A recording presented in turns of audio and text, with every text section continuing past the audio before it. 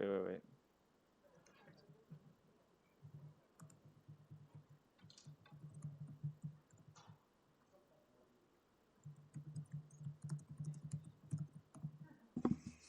Okay, good afternoon. During the declared emergency in the City of Toronto, Committee of Adjustment virtual public hearings are being conducted by electronic means through WebEx, an online digital platform, and streamed on the Toronto City Planning YouTube channel. These measures are necessary to comply with physical distancing requirements and a provincial order that limits attendance at public gatherings. This will be a virtual public hearing, and participants who have registered in advance will be able to make their presentations to the committee using WebEx, an online event that is being moderated by city staff. Anyone wishing to view the hearing may do so by watching on YouTube. Participants who have registered in advance will be connecting either by their computer, a phone or tablet app, or by telephone. All participants will automatically be muted on entry, and when your item is called, each participant will be unmuted by the moderator, one person at a time. Only the committee members will be participating by video. Actually, in fact, in this instance, all four of us are here in person today. Any registered participants will be participating by audio only. We also ask that you mute your devices until you are called on to speak. Land acknowledgement. We acknowledge that the land we are meeting on is the traditional territory of many nations, including the Mississaugas of the Credit, the Anishinaabe, the Chippewa, the Haudenosaunee, and Wendat peoples, and is now home to many diverse First Nations, Inuit, and Métis peoples. We also acknowledge that Toronto is covered by Treaty 13 with the Mississaugas of the Credit.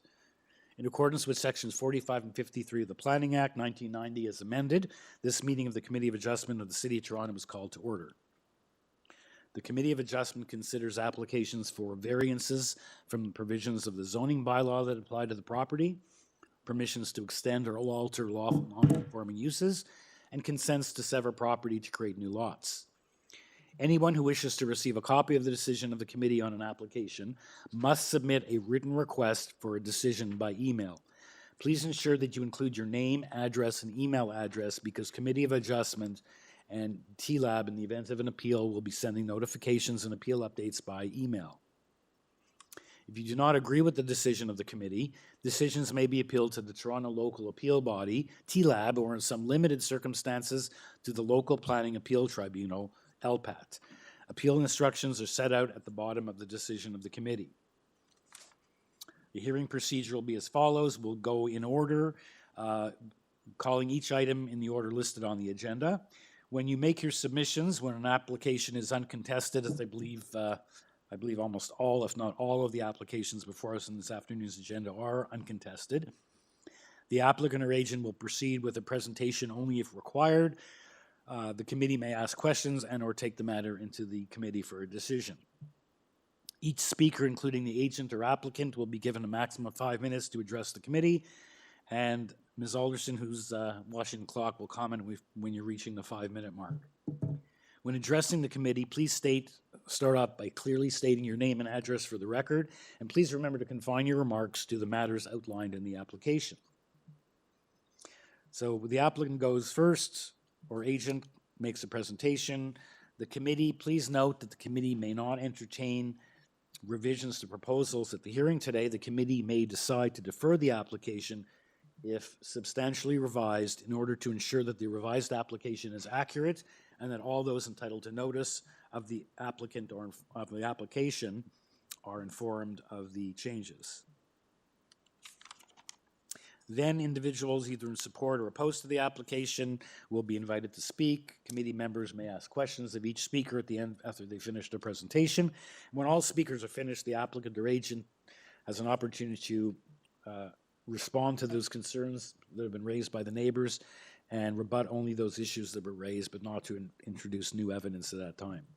That will then mark the end of discussion, and the application will be taken into committee for a decision. The members present here today, Mishi McCloskey at my far left, Stan Kamerick on my left, and Laura Alderson on my right, and I am Michael Clark, and I'm your panel chair this afternoon.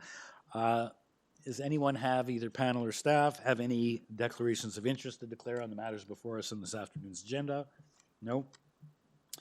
Okay, in that case, we can get started. First application is item number 14, 16 Frizzell Avenue. And this is an application to construct a front porch connected to the two-story semi-detached dwelling that faces an abutting street.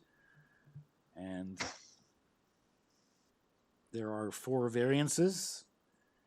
And we have support and concern in the same neighbor. Neighbor at number 18, they're not present.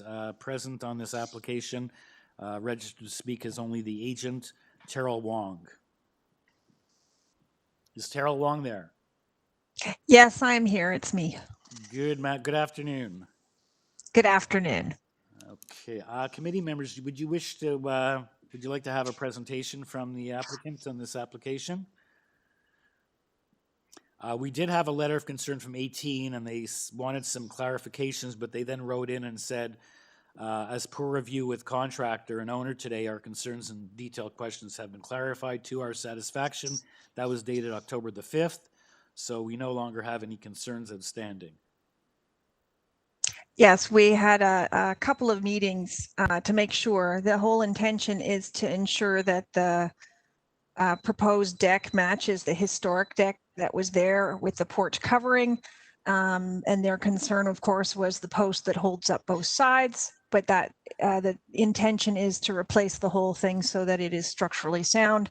And the clients, the neighbors were very happy with that. Okay, and I note there are no conditions and no comments from city staff. Okay, committee members, you have any questions for Ms. Wong, or is someone ready to make a motion? Essentially, what you're doing is restoring what was originally there.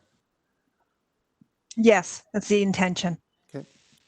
So given that, I believe the application is minor and certainly desirable and more than meets the 4 tests, and I would therefore like to move approval with no conditions. Thank you, Mr. Kamarick. We have a seconder for that motion. I can second that. Thank you, Ms. Alderson. All in favor? You have unanimous approval. Thank you. Thank you. Okay. Okay, the next item is item number 15, 73 Hastings Avenue. And this is an application to construct a rear ground floor addition, altering the 3-story semi-detached dwelling. And there are 2 variances, which are basically depth and GFA. We have a covering letter from the agent, and we have letters of support from 71, 79, 83, 89, and 69 Hastings. And we don't have any communication from city departments. And the speaker registered to speak on this is Jay Smith, the agent for the applicant. Mr. Smith, are you with us? I am, Mr. Chair. Okay. Just a question. One of your variances, the floor space index of 0.83, whereas 0.69 is permitted. I assume you're already over that? What's the current FS? The current, I believe, is the 0.71. Okay, so you're already over. Let's Oh, see yes. if committee members Yeah. have any questions for you. See, you've done your homework. You have support from several of the immediately affected neighbors.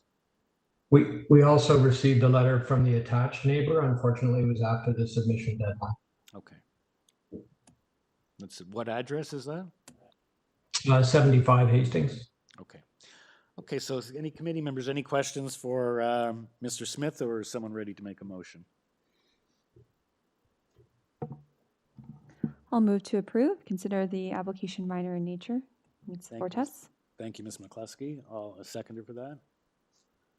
Mr. Kamarick, all in favor? You have unanimous approval. Thank you, Mr. Chair. Thank you. Okay, item number 16 is 656 Drive. This is an application to alter the existing 2.5-story semi-detached house containing a secondary suite in the basement by constructing a rear 1-story addition We've got shuffling of papers going on there. Constructing a rear one-story addition and reconstructing the rear basement walkouts. There are two variances, and we have a planning justification report. And the agent is Tony Gaddy. Mr. Yes. Gaddy? I think we were hearing your paper shuffling. Yes, I apologize. That's okay. So we have your planning justification report. Thank you for that. Let's see if committee members have any questions for you, or if someone's ready to make a motion. There's no communication from city departments or from area residents. I'm happy to make a motion to approve. I Okay. believe it meets the 4 tests and it's minor in nature. We have 5 signatures of support, so I'd make a motion to approve the application. Thank you, Ms. Alderson. Seconder for Ms. Alderson's I'll motion. second. Ms. McCluskey, all in favor? Another unanimous approval. Thank you, Mr. Gaddy. Thank you so much. Okay, number 17, 10 Strickland Avenue.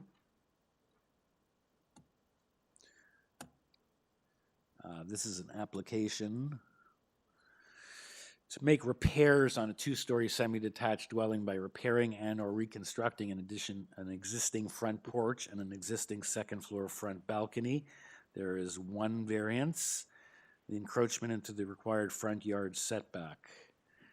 And there's a covering letter, again, no communication from city departments and or from neighbors. And the speaker is David Polloway, the owner of the property. Mr. Polloway with us. Good afternoon, it's David Polloway. Good afternoon. We have your covering letter, and we don't. Have you spoken to your neighbors? Your neighbor, because see, last couple of applications, we don't have any neighbors weighing in. I know there's no. The city staff have not weighed in. I have. Yeah, it says in your letter you've discussed it with number 12. Correct, and they had no problems with it. Actually, they're considering doing exactly the same thing. Okay. Okay. Does anyone have any questions for Mr. Polloway or someone ready to make a motion? There's no one else registered to speak on this application.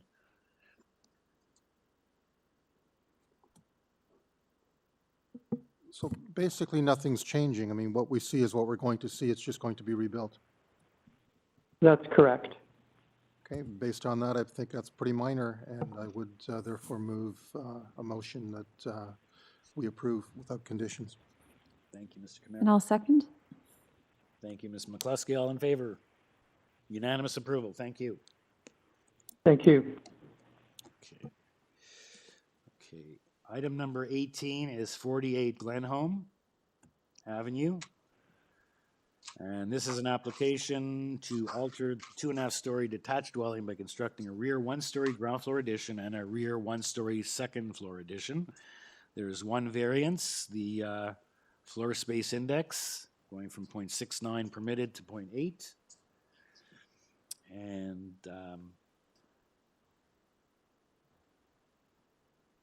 we don't have anything, any comments from city departments or from area neighbors. And the agent is Maria Denegri. Yes, I'm present. Thank you, Mr. Chair. Okay, thank you. Can you just, there's only one variance here at from 0.69. Are you already over the 0.69? What's the Yes. The existing house is at 0.73. Okay, so you're going up 0.7. So it is all over already over. Okay. And what we are doing is essentially squaring off the rear of the house to accommodate a modest kitchen extension on the ground floor, and then a new master ensuite on the second floor. Okay. Committee members, any questions for the agent, or is someone ready to make a motion?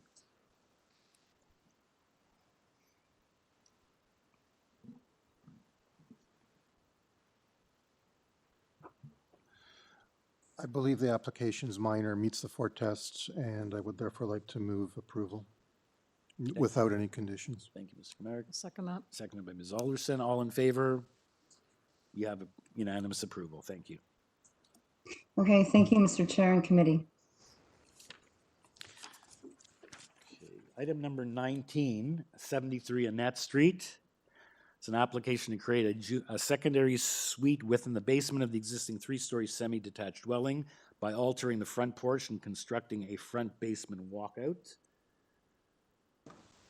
There are 4 variances, and we have supporting material been provided by the applicant, as well as support from 71 next door. And the speakers registered to speak on this. Sorry.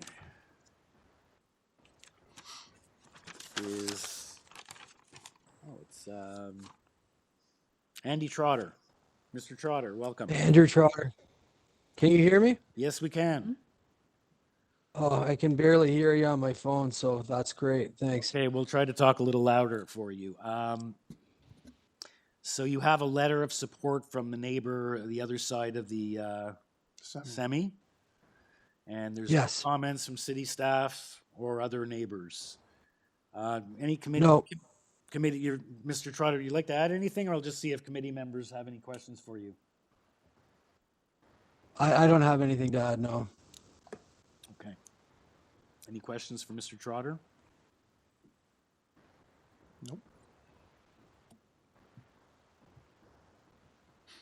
I can make a motion.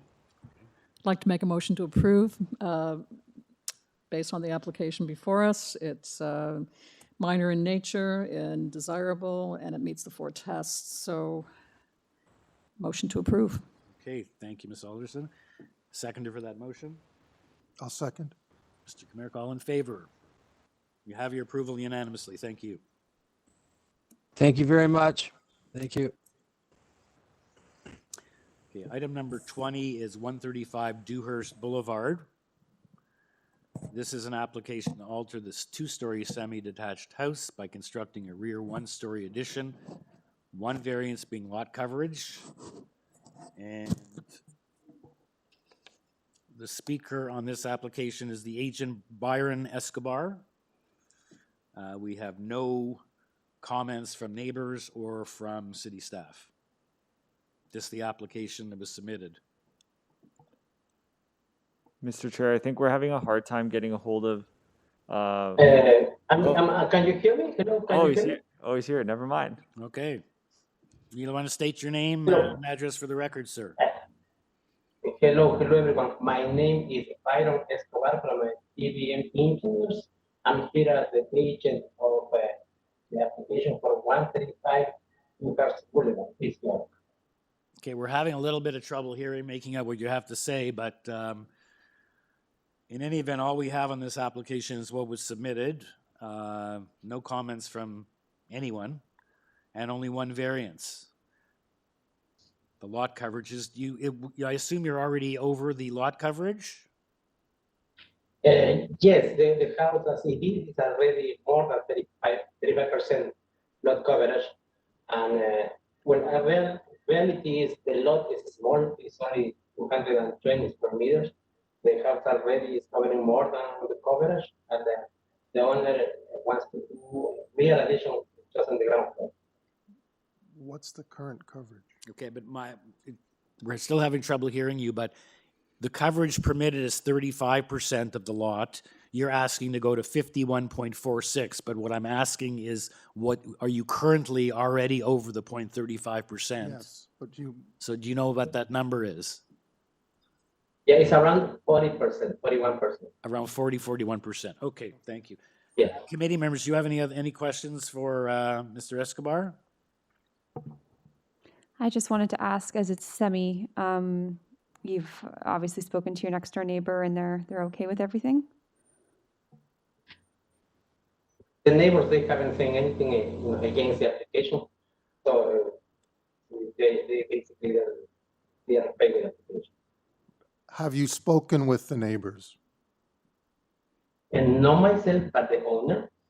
he communicated that they have good relationship, and they have actually the plan to do the same. I don't know what he said. Yeah. You want to try to repeat that, and I maybe stand a little further from the. Yeah. What I'm saying is, myself, I haven't talked to the neighbor, but the owner has. The owner has. Yes, the owner has, and basically the neighbor has the same plan. He's waiting for us to see if we can get approved so he can do the same. Okay, so the neighbor is thinking about doing the same thing, is waiting to see what happens with this. Yes. Is that what you said? Okay. Exactly. He's waiting for me. Okay. Okay, any other questions, or is someone ready to make a motion? I don't see a site plan that shows a neighbor's house.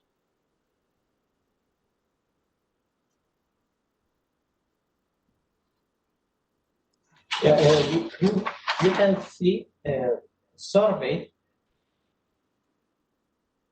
that was submitted with the application, and you can see the neighbor's house on the survey.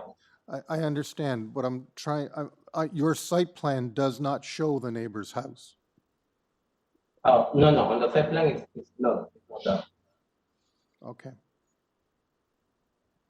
But on the survey it is. Just for future applications, you should be showing the abutting properties on your site plan.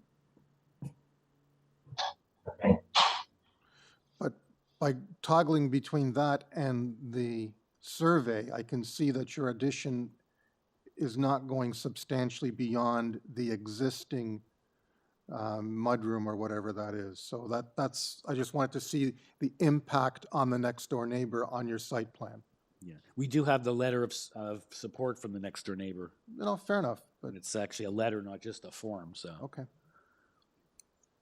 They're clearly in favor. Based on that, I believe the application is minor, meets the Ford test, and I would like to move approval without conditions. I'll second that. Ooh. All in favor? Unanimous. Thank you.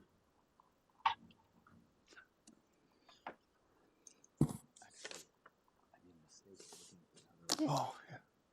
Yeah, where are they? So I don't see those there anywhere. isn't the letter from the neighbor. Okay.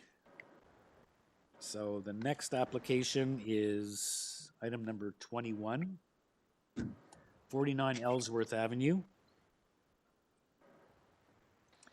And this is an application, it's to alter a 3-story semi-detached dwelling by constructing a rear second floor addition. And there's only one variance to the bylaw of floor space index of 0.92, whereas 0.6 is permitted. We have a previous decision of the committee on this property.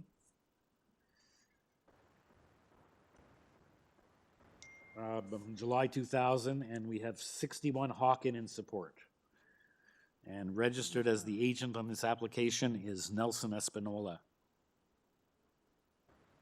Mr. Espinola? Yes, I'm here. Okay. Yes, I'm here, Mr. Chairman, members of the committee. Good afternoon. Good afternoon. Please state your name and address, and we can. Nelson Espinola, 1726 St. Clair Avenue West. Okay, sir. I see that your one variance is the FSI. Can you tell us what the existing FSI is currently? Presently, it's 84%. Sorry, I couldn't hear that. 85? 84. 84. Okay, so you're already So above the point. we're basically adding 15.3 square meters to the second floor. Okay. And your support letter from 61 Hawken. That's right. Okay. Oh, that's the people at the back. Okay. Yeah. Does anyone have any questions for the agent, or is someone ready to make a motion? And I see it was the same owners at the time of the previous decision in 2000, correct? That's correct.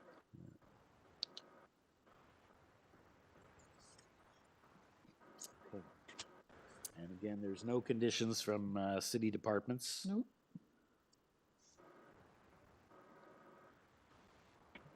I'll move to approve. Consider this application to be minor in nature. Meets the 4 tests. Thank you, Ms. McCluskey. Seconded for that, Ms. Alderson. All in favor? You have unanimous approval, sir. Thank you. Okay, thank you. Now, Mr. Chair, for the next application for 23 Sandford Avenue, I've been advised today by the Deputy Secretary Treasurer for the Toronto and East York District that there is a second application that was submitted for this property that's going to be heard, I believe, in November, related to a garage or accessory structure. I'm not sure that it impacts this proposal, but I thought I would let you know. Okay, but they'd wish us to proceed with this proposal today and not to wait to have them heard together or anything like that, right? We are proceeding. So this is to alter the 2.5-story semi-detached dwelling by replacing the rear 1-story frame, removing a portion of the existing 1-story frame, removing the rear basement walkout, removing the west side walkout, constructing a rear parking space abutting a lane, and constructing a rear 3rd-story deck. And with all of that, there is one variance before us on this application, which is the maximum permitted height of the rear exterior wall at 9.06. And on this application, we have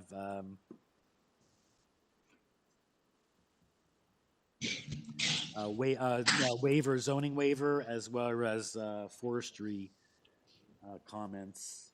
Condition. Urban forestry number 2. Right, urban forestry is requesting variance condition number 2, and we have the zoning waiver. And I have just one question. Okay, no, I don't. Okay, so what's before is basically the rear exterior main wall height. Perhaps you can give us an explanation as to why we have that variance? Is that with respect to the 3rd floor deck? Go ahead. Absolutely. Hi, it's Allison Milne representing 23 Sandford. Essentially, we're proposing to raise the height of the rear wall from 7.5 meters, which is the allowable, up to 9.06 meters. This is, yes, just to allow a little bit more livable space on the 3rd floor of the structure, and for access to the 3rd floor deck that exists currently. Okay. And have you or your client spoken to the neighbors? I see we don't have any neighbors weighing in with support or opposition. We have. I'm terribly sorry. We were late to submit.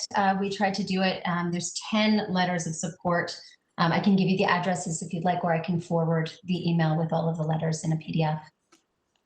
Madam Secretary Treasurer, in this circumstance, they missed the deadline and make it part of the file. Is it necessary, or just to read into the record for who the agent has support from?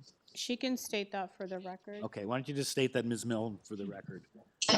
Absolutely. All of the addresses are on Sandford, and it's number 1, 3, 4, 8, 12, 14, 21, 27, 31, and 44.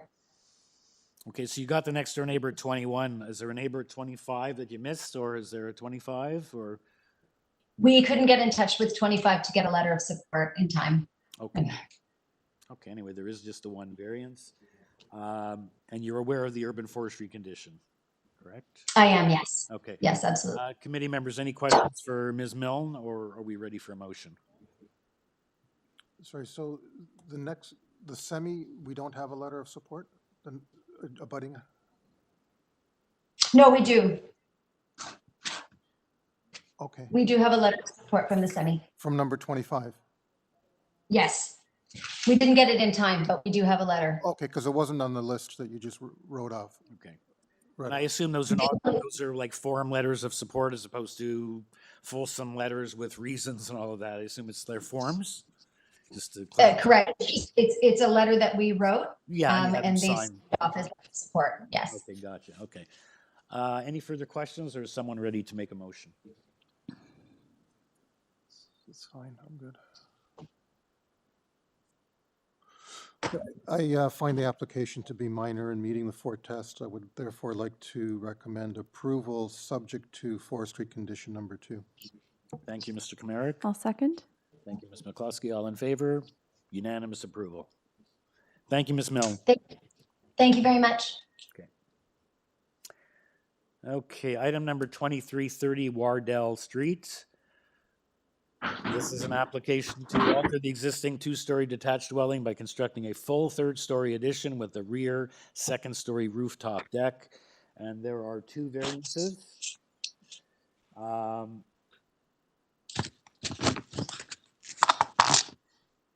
Yeah, the first one is the side exterior main wall heights 9.05 of a meter over, and then the major variance being the maximum permitted floor space index of 1 times the area of the lot.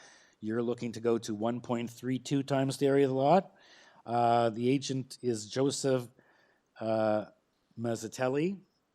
And my question is if you know what the current floor space index is now currently prior to this application. Yes, thank you. It's a relatively small lot. So even currently the coverage is already 0.99. Okay. And so I've given examples of about 8 other properties, 2 of which are on the same street, and they're at 1.5 and 1.8 coverage. Okay. And the neighbors are all in agreement. Okay, I see that. Okay. Yeah, you did. That's in your supporting material. You've given us some other decisions of committee, including I see one at 20 Wardell. Yes. Okay. Okay. Do any committee members have any questions for Mr. Mazzatelli? Or is someone ready to make a motion? And again, there are no conditions being requested by city departments.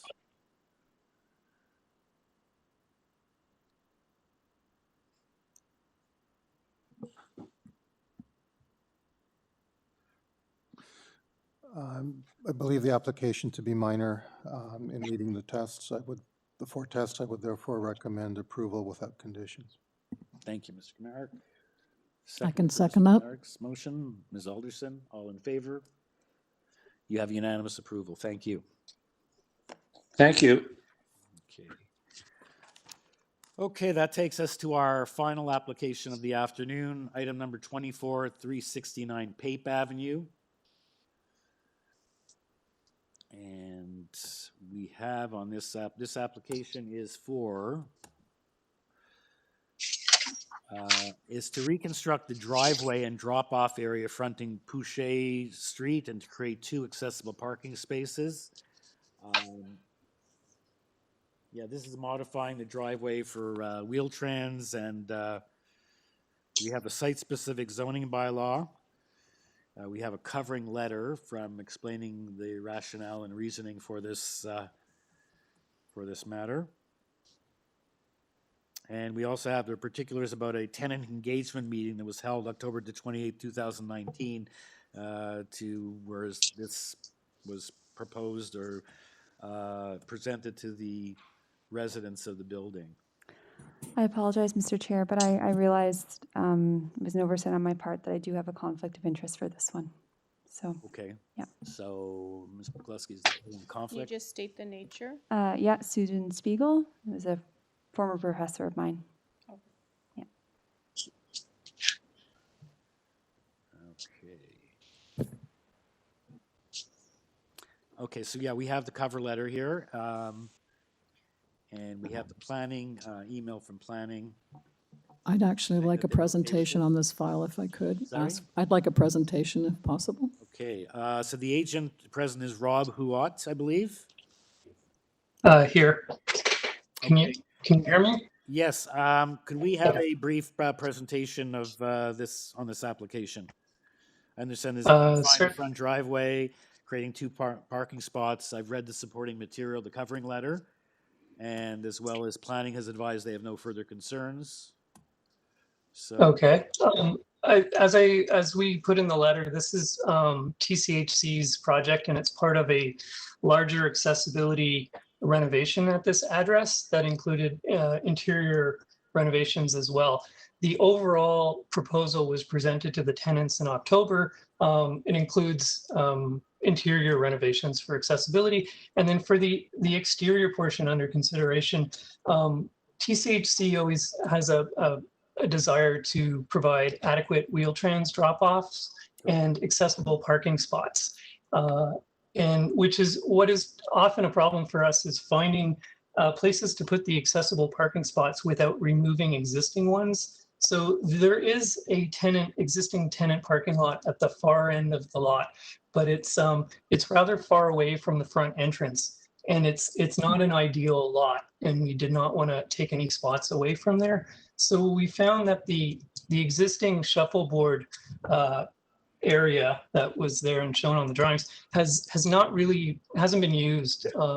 Just checking back with site staff, they anecdotally know it hasn't been used for about 16 years. So this seemed like a very good spot to provide a better area for Wheel-Trans to get in and provide 2 accessible parking spots next to the front entrance. This whole plan was part of the presentation that we did in October to the tenants, and there was a fairly good turnout for this. So it was done we informed the tenants, and we got some feedback from them, and they had no objections to this particular portion of it. In fact, we're quite happy about it. Yeah, and certainly, I guess, being a seniors building, the closer the handicap spots, accessible spots, and the drop off Wheel-Trans, the closer that is to the front door, obviously the better. And also we alluded to the RPATH committee, which is a tenant-led accessibility committee at TCHC, and they've also mentioned, and generally speaking, it's preferable for them to have the accessible entrances and ramps and all that kind of stuff in a similar location to where able-bodied people would enter the building, so that there's no sense of like, oh, we have a spot at the back and you have to go around to the side entrance. They like to, if they can, provide it so that when you come to the front of the building, you're not kind of, penalized going to another spot at all. So that was other motivating reason for trying to get those parking spots at the front. Okay. Thank you. Okay. Any further questions for the agent, or is it ready to make a motion? Just one question. I'm looking at the existing landscape from the side street, and there is a small element of soft landscaping and trees. I'm just wondering if, what percentage of the soft landscaping and or trees are going to be removed to facilitate this? Do you mean like percentage of the whole lot? No, just even square footage. Like, are we losing some? I guess we're losing a little bit of soft landscaping, or are we not? We are. I don't have an actual square footage figure, but you're part of what we're taking away is that shuffleboard. Right, which is hard surface anyway. So but really, but you're right. There is a portion there. There is some softscape that is being removed. Okay, maybe that small triangular part that's to the east of the hydro vault or something like that. There's no variance for that either, I guess. No. Just a comment. I was just surprised that there was no comments from forestry either. I guess those. I have a question.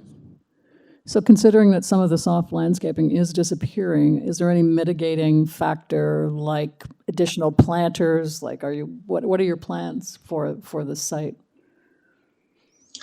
We do not have any specific plans to remediate that. Okay. We would be open to, like, if that's a requirement, we could conceivably plant a tree or two. There is still a remaining area next to the parking spots, so we could add something there if that's a requirement. Well, it's not a requirement of urban forestry, but I don't know if we can make it conditional on our approval. Just an observation. I'm not going to make it a condition. Okay. Based on that, I believe the application is minor, and I believe it does meet the 4 tests. If you want to think about planting a tree, I leave it up to you guys. No conditions. Move for approval. Thank you, Mr. Kamarick. I'll second that. Okay, all in favor? You have unanimous approval. Thank you. Thank you, Mr. Chair and the committee. Thank you. Stand adjourned.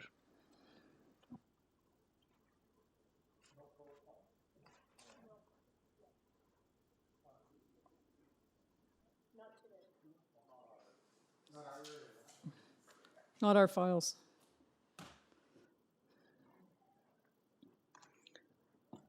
Did they purposely give us files that were not contentious? Very appreciated. Well, it won't happen for the next hearing, but they wanted just to. Test us?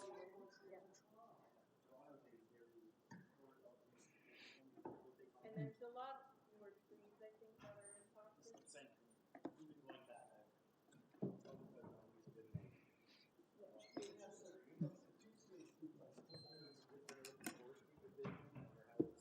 Yeah, different people. Well, on all